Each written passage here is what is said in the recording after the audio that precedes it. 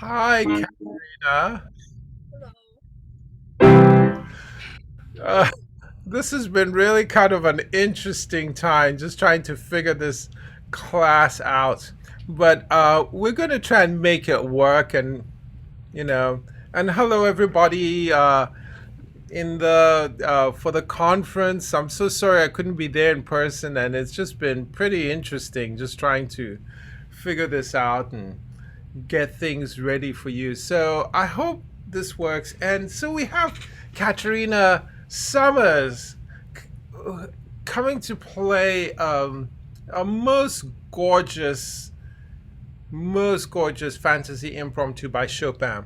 And just because of the sounds system and all that kind of stuff, I thought I'd rather share a video that she's recorded for this, and it's absolutely beautiful. So, um, let's see whether this this is going to work. Katrina, it's great to see you. Okay, so let's see whether we can put this. So I need to highlight this and share. And can you see that? Is it working? Yay! Okay. So now I have to press start. There we go. So listen to this great playing.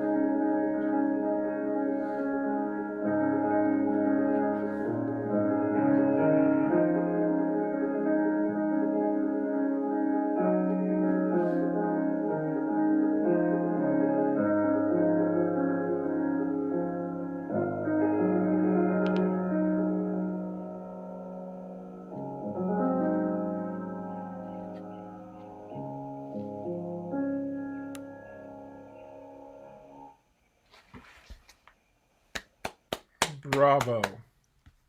Okay. Now before anything happens, let me stop sharing and hopefully, and let me just get to my computer and close that window so it doesn't start. Okay, so let's see.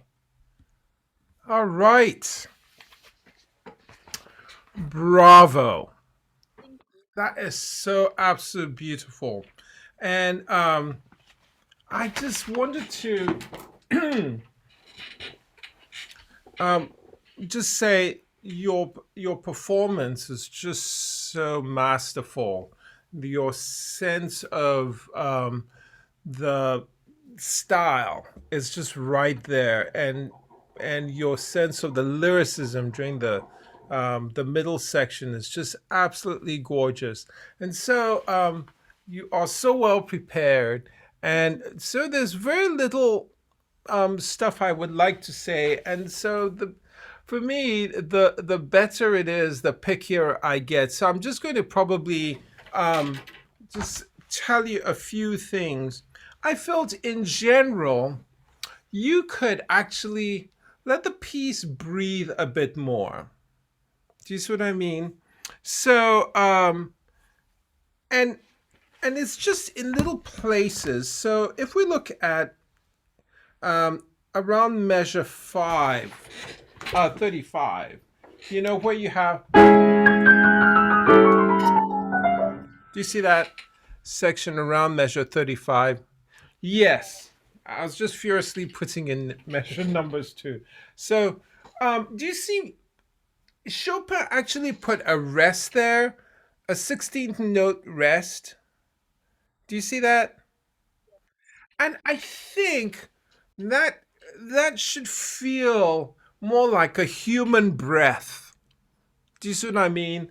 Instead of you were right on time, and I think the beautiful thing about music making this even more expressive is taking breaths and not being on time all the time.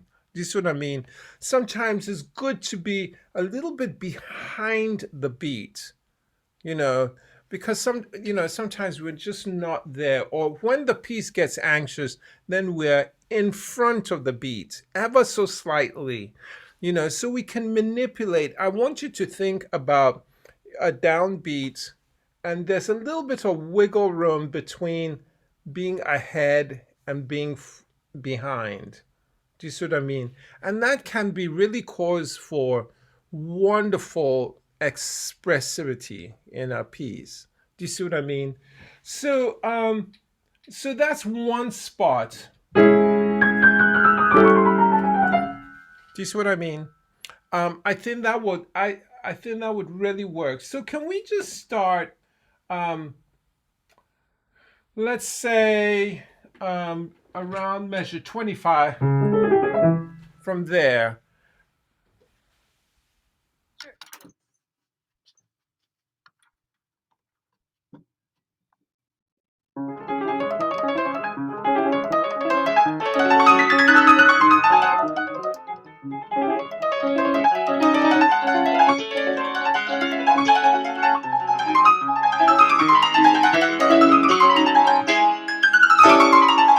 Yes! Yes. Do you see what I mean? I think that really kind of just gives us that feeling, in that piece. Okay. Um, and you did something which is really wonderful. We first have we have that first day at the beginning, but I felt you were, pretty much in time, but with this last statement you started pushing it a little bit, which gives it a little bit more and like anxiety, or maybe anxiety is not the word, but just moving it forward so that when you get to this big 6/4 chord, you know you just need to catch your breath. Do you see? So again, that was excellent. And then when you get to that big fortissimo section in measure, I believe 37, again, just make it more human. Do you see what I mean? It's like as if you're climbing a mountain and you have to take that last step. You have to go high. Do you see what I mean? Allow yourself to get there. You don't have to get there right on time all the time. Sometimes, if you're playing the music of Liszt, sometimes his music is just it just seems so gargantuan, and we think we have to be on time, but I think he really builds in a certain effort that is needed to get to a place that that is hard to just kind of get there on time, and it's okay. Do you see what I mean? And so again, here's one place you need to just take a little bit more time, breathe through that. Okay. So do you want to let's start from the beginning right through that whole section and pace yourself. Give yourself some time to feel that emotional having to move to a place physically, and then just being able to catch your breath in places. Let's let's start again. Good.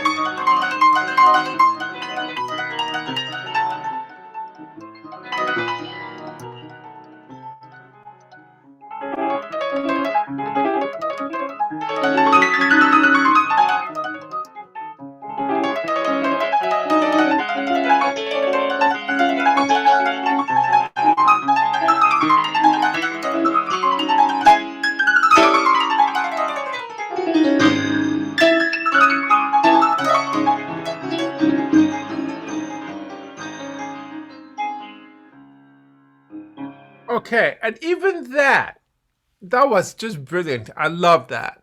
I hope the audience here is just absolutely loving that too. Um, I would say that let me see. I'm just trying to close this chat box. I don't know whether it's showing up. Can you see the chat box open? Okay, good. So, so that was great. But when you get to this section, just take your time. I think you just need to just probably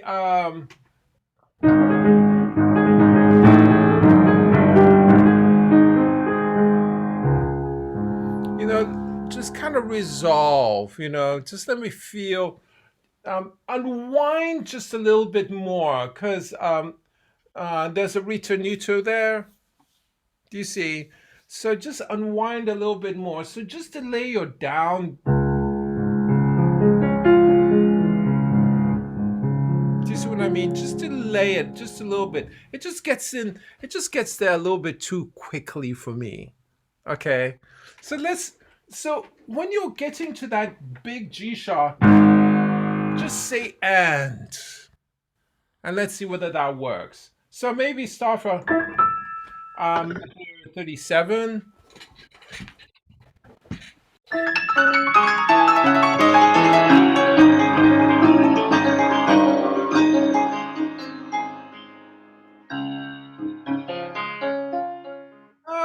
Just a little bit too much. So maybe just in between somewhere. Yeah, I don't want it to be a separate thing. I just want you just to arrive gently, because the next piece is very gentle. Let's try that again.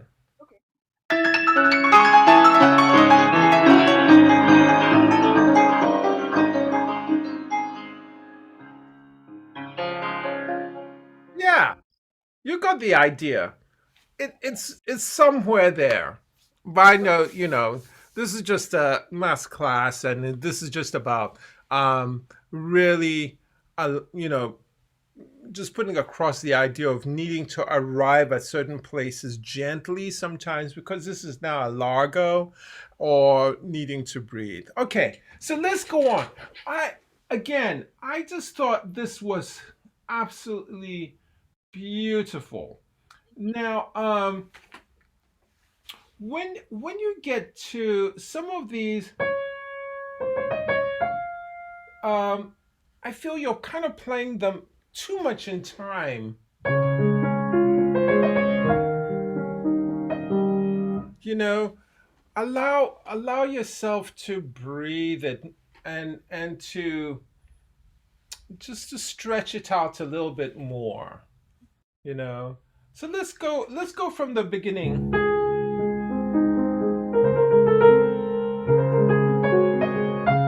Let's start from there. That's measure 43.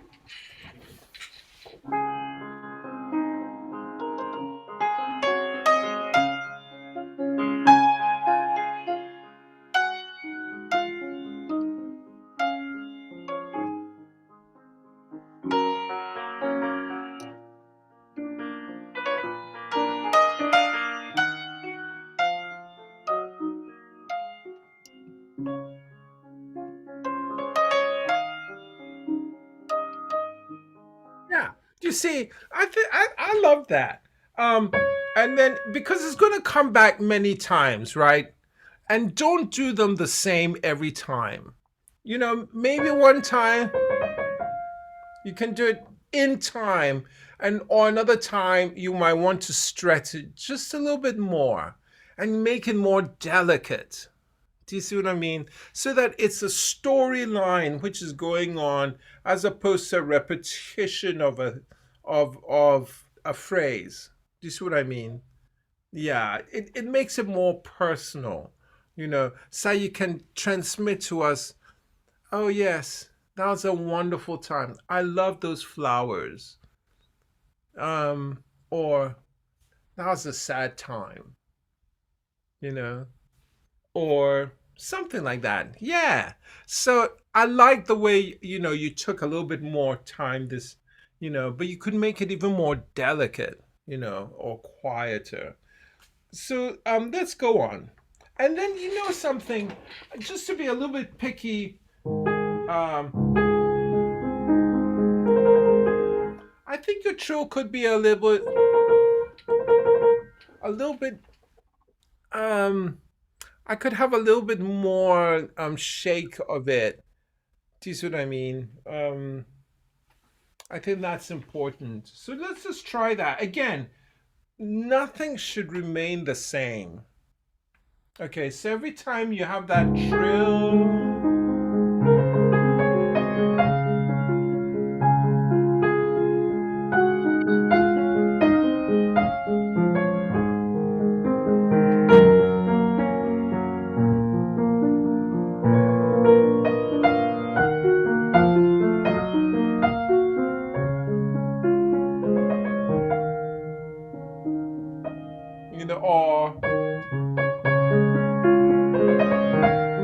or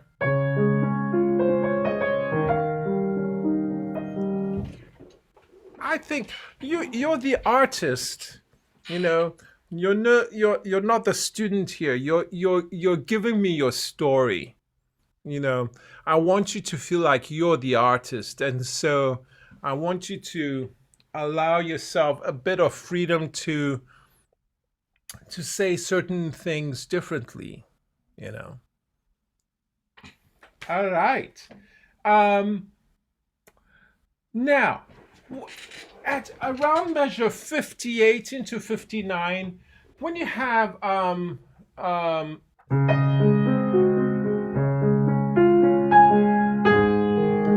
you see, you're giving me your sforzando on the high A flat. Do you see what I mean? That's what Sanders ta-dam. It's the lowest note, which you're going to give with me. It's more about tone, a nice big juicy tone there. Do you see what I mean? I felt that was too loud. Do you see what I mean? If he wanted the character to change there, I think you'd have put the sforzando right there on the first note. Do you see what I mean? So, that's just being really picky. Okay. Do you want to try that around? Let's see. What's it? Okay.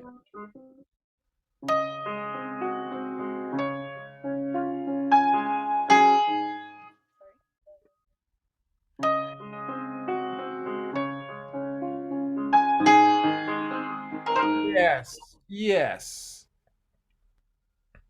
And you know what? Um, Again, as I said, you could make that A flat, that's sforzando, come just on the backbeat of the beat or just at a little bit, depending on how you feel for the day, you know. Um, but let that be even more expressive. Do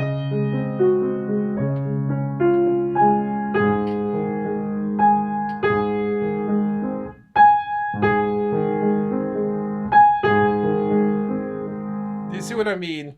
Did you hear it was a little bit late or a little bit forward? Yeah, experiment with that. Do you see? You want to try that?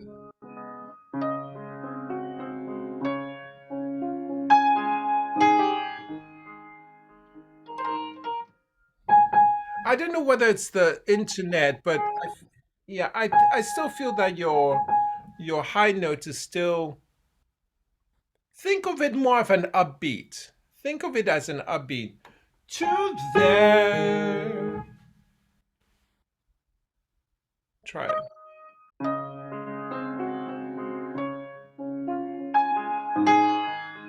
Yes. So think to there, and that will help you. And then when you have, I feel that you're going through that septuplet. You're going a little too fast.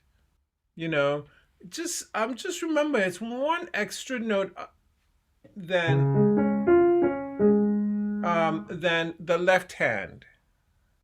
Do you see? So I feel that you're playing those almost like um 32nd notes a little bit, or 16th notes, let's say. Let's say maybe 16th notes. As just remember that it's just an extra note. So don't kind of squeeze it too much, And again, experiment. They should never be the same when they come back, you know. And that's one thing that I mean, and you have there's no danger of that in your playing, but this is something for students who are watching this.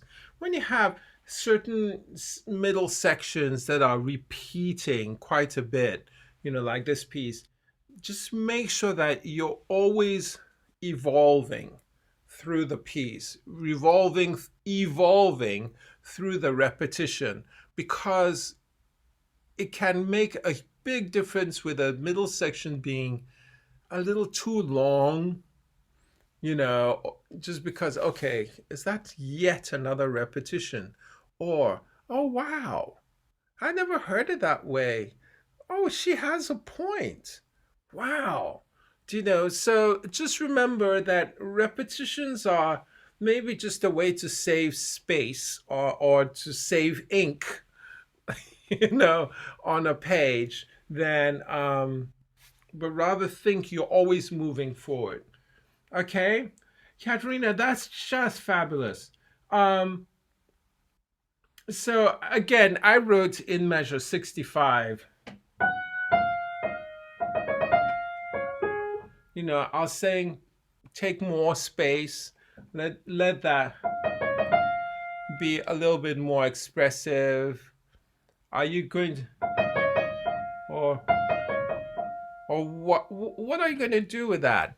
Do you know how are you going to shape it? Are you going to move it to the F, or are you going to move it away from the F? Do you see what I mean? Maybe because the line is going, or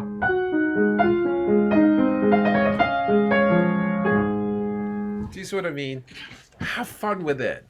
Have fun with it. Okay. Um.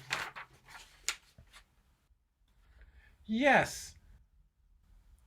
So, will you be able to play for me maybe from about measure 56 all the way to around measure 80, right? You know this piece very well. So there are quite a number of repetitions there. I want to hear you tell me a story. Okay? Let's hear it. From wherever you're comfortable.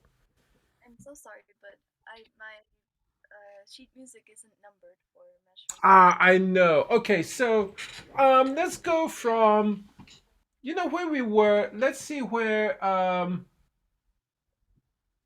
where you have this section.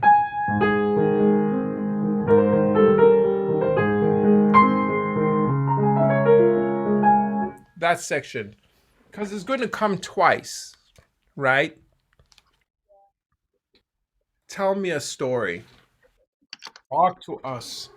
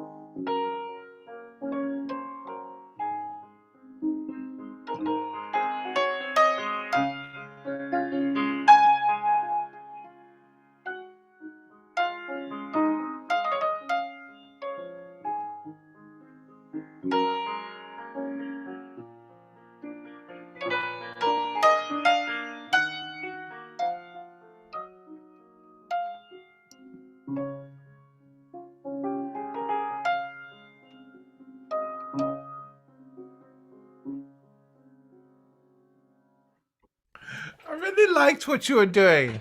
I really like that. And I know I've just asked you to experiment, but I'm sure you just feel much more confident, and you can sort of almost in a way simplify it, you know, so that yeah, brava. Excellent, excellent. And then again, the beginning, the return of that is really good. Um, so just again, let that whole fast section breathe. It's just got to breathe. And then when you get into the coda, again, I would I would like to hear even more contrast in your dynamics. You know, what do your dynamics mean for you? You have I have in my score sempre forte, then piano, and then fortissimo. And then he puts another fortissimo there, um, which implies that you would have gotten a little bit softer, right? Do you see where I am? Um, what does this section mean to you? What are you trying to put across here? I think like the storm is coming to a finish, and at the very end, it's calm, and the storm has come finished. Yes. Yes. So,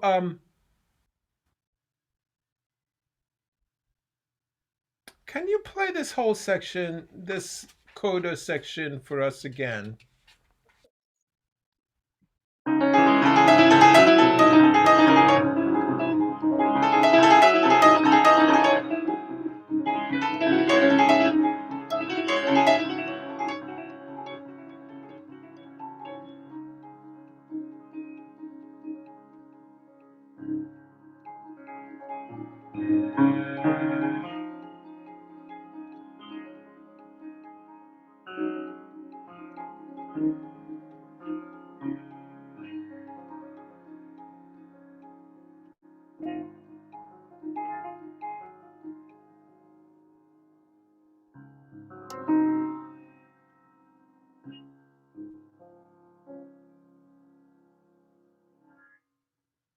Beautiful, beautiful. So you know what? The only thing I would say when you get to um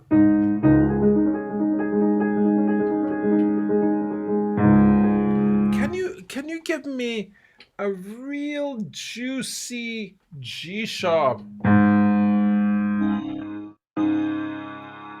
Yeah, yeah, so use more arm weight to drop in there into that G sharp.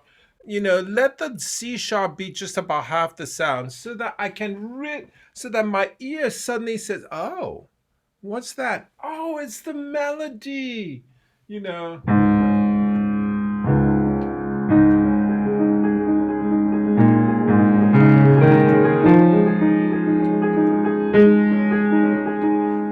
And when you get to that G sharp, I see you kind of lift up your hand, from the G sharp. I see some like do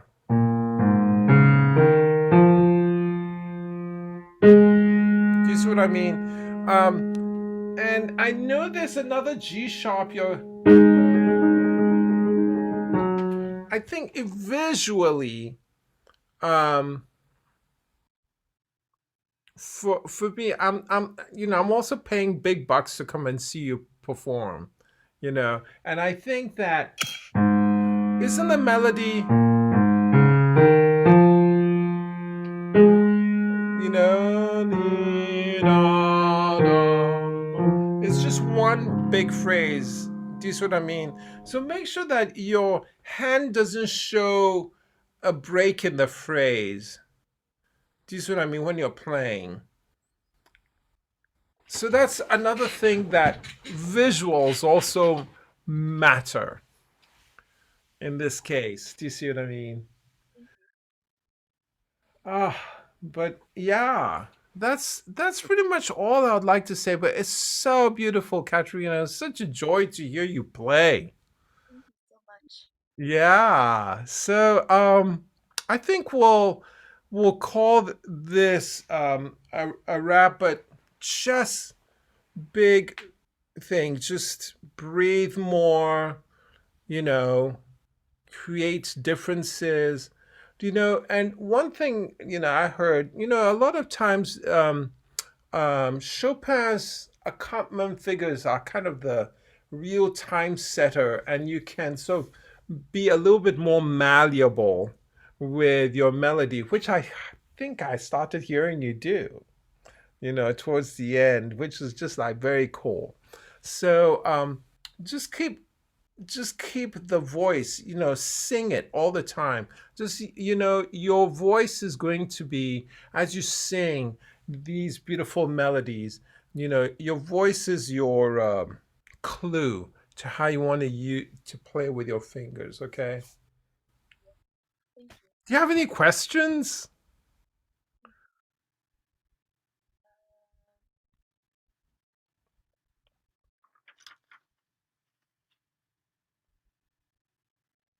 Do you have any um, so my technique is I'm trying to improve my technique um, a lot. Do you have any studies or exercises that you would recommend? Oh my goodness. You know, that really depends on from teacher to teacher. And but I really think that in terms of technique, a lot of times I feel that the pieces that your teacher will give you are ways to improve your technique, can be your technical exercises. So for example, I think this is a great, not only a great musical piece, but just a great technical piece, you know. So that's something I want you to consider, that, some of the pieces you choose, use them as your way to improve on technique. But, other exercises, there's Philippe exercises. I don't know whether you've heard of Philippe. Um, there's, Cherney, Cherney, Kramer, for some of these pieces. But then, you can really find some wonderful technical exercises um, through, you know, the fantasy impromptu, or, you can look at some Prokofiev etudes, stuff like that, you know, Bartok etudes. There's some really cool things around, that are kind of slightly off the beaten track when it comes to technique. But, you play beautifully, and um, I don't want you to worry. Okay, thank you so much. Yeah, do not worry about that. I think, I know I used to worry when I was a kid. Oh, I need to do something about my technique, but ultimately, I think a lot, if you choose wisely your repertoire, is going to really help you with your technique. Chopin etudes. Are you playing any Chopin etudes? Yeah, I'm playing Opus 10 number 1 and Opus 25 number 12. Do you know what? You should go through all the Chopin etudes. Just take out Opus 10, and I can assure you, I worked on all of those etudes at some point, and it was like a real complete workout. It's not that I didn't perform all of them, but those are, I mean, they're really amazing. So if you're already doing Opus 10 number 1, Opus 10 number 1 isn't the easiest of the lot. Do you see what I mean? So just at your stage, you can start looking at other etudes like Chopin etudes, and your teacher's going to just, show you the one that's just going to be, really good for you. But they're all phenomenal, and even very slow practicing, even not just necessarily for performance, but just for technical stuff. Chopin is just like amazing. Thank you. All right. Alright, thank you. Take good care, and thank you so much for, allowing yourself, or allowing, you to play for me, and us do this. And I hope this masterclass has been useful to all those at the Florida State Music Teachers Conference. And I don't know about whether we'll have another pianist, but if we do, I will send the recording. Katerina, Thank you take so good much. care. Same to you. Yes, thank you. It's great. Bye. And I'll stop the recording now. Okay. Okay, let's see.